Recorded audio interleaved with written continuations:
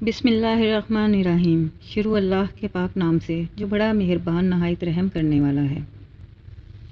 حضرت عمر فاروق رضی اللہ تعالیٰ عنہ جب مسلمان ہوئے، نماز کا وقت ہوا تو حضور صلی اللہ علیہ وآلہ وسلم نے فرمایا، صحابہ تیاری کرو نماز کی۔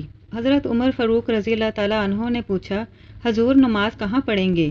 حضور صلی اللہ علیہ وآلہ وسلم نے فرمایا، کسی کونے میں چھپ کے پڑھتے ہیں۔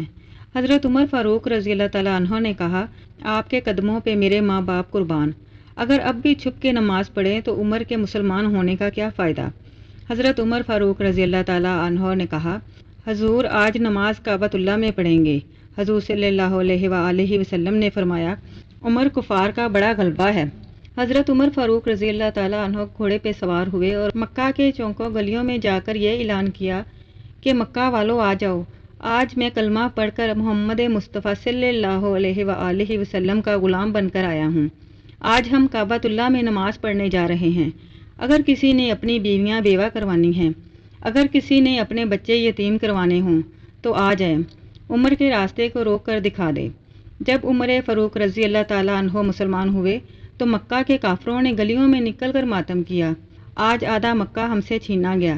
حضرت عمر فاروق رضی اللہ تعالیٰ عنہ واپس آئے، حضور صلی اللہ علیہ وآلہ وسلم سے کہا، اے میرے حضور، آپ آگے چلیں، میں آپ کے پیچھے چلتا ہوں، بیت اللہ میں نماز پڑھیں گے۔ میں دیکھتا ہوں کس کافر کی جرت ہوتی ہے جو ہمارا راستہ روکے۔ باسلامت بیت اللہ کے دروازے پر پہنچے۔ جب بیت اللہ کا دروازہ کھلا تو نبی کریم صلی اللہ علیہ وآلہ وسلم نے خوشی میں نعرہ تکبیر خود بلند کیا، اور جب نبی صلی اللہ علیہ وآلہ وسلم نے مکہ سے ہجرت کی، حضرت عمر فاروق نے انوکھی ہجرت کی۔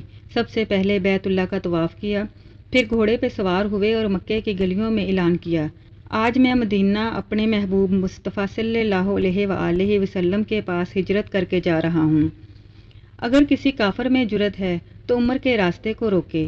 حضرت عمر بن خطاب رضی اللہ تعالیٰ عنہ کی وفات کا وقت قریب آیا تو اپنے بیٹے سے فرمایا، اے میرے بیٹے، جب مجھے موت آنے لگے تو میرے جسم کو دائیں پہلو کی طرف موڑ دینا اور اپنے دونوں گھٹنے میری کمر کے ساتھ لگا دینا، اور اپنا دایاں ہاتھ میری پیشانی پر اور بایاں ہاتھ میری تھوڑی پر رکھ دینا، اور جب میری روح نکل جائے تو میری آنکھیں بند کر دینا اور مجھے درمیانی قسم کا کفن پہنانا، کیونکہ اگر مجھے اللہ کے ہاں خیر ملی تو پھر اللہ تعالیٰ مجھے اس سے بہتر کفن دے دے گا، اور اگر میرے ساتھ کچھ اور ہوا تو اللہ تعالیٰ اس کفن کو مجھ سے جلدی چھین لیں گے، اور میری قبر درمیانی قسم کی بنانا۔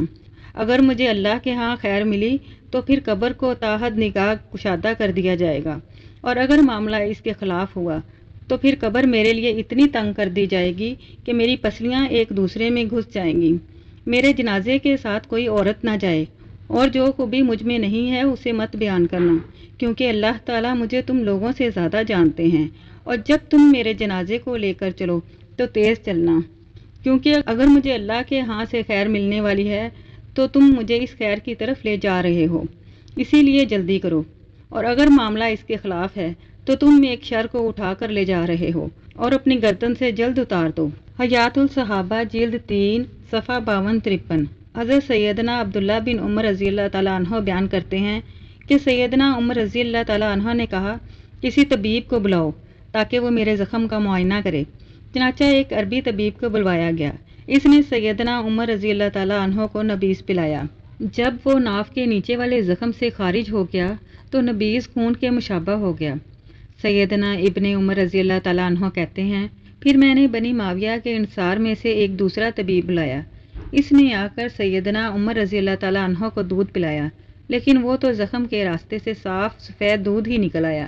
طبیب نے کہا، امیر المومنین، وصیت کر لو، آپ فوت ہونے والے ہیں۔ یہ سن کر سیدنا عمر رضی اللہ تعالیٰ عنہ نے کہا، بنو معاویہ کا یہ بھائی سچ کہہ رہا ہے، اگر تم کوئی اور بات کرتے تو میں اس کو غلط سمجھتا۔